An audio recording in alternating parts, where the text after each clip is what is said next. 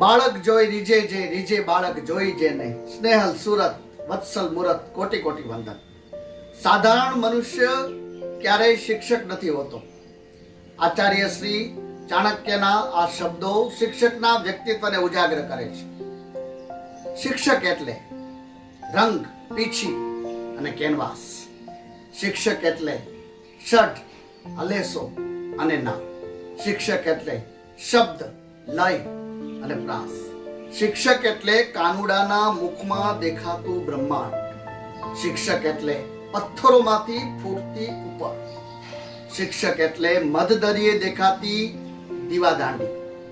શિક્ષક એટલે વાવણી, નીંદણી અને ખેડી. શિક્ષક એટલે અમાસની રાતે દેખાતો પૂનમનો ચંદ્ર. શિક્ષક એટલે કાળા પાટિયા પર સફેદ ચોકથી લખાતું રંગીન ભવિષ્ય. શિક્ષક એટલે સમર્થ. શિક્ષક એટલે સક્ષમ.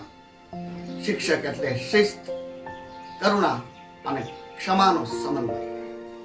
એટલે જ કબીરજીએ કહ્યું છે કે પૃથ્વી સબ કાગદ કરું, લેખની સબ વનરાય, સાત સમંદર કી મસી કરું, ગુરગુન લીખો ન જાય.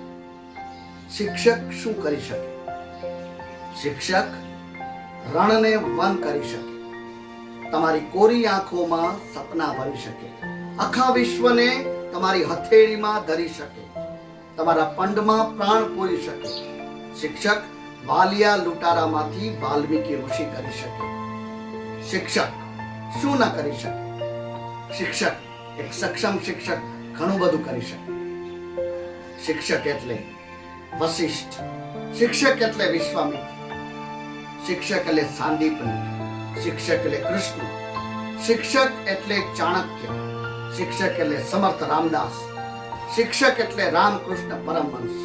અને અંતે ચોક, વોક અને ટોકથી તમારા નસીબના ડોરને નોક કરતું વ્યક્તિત્વ એટલે શિક્ષક.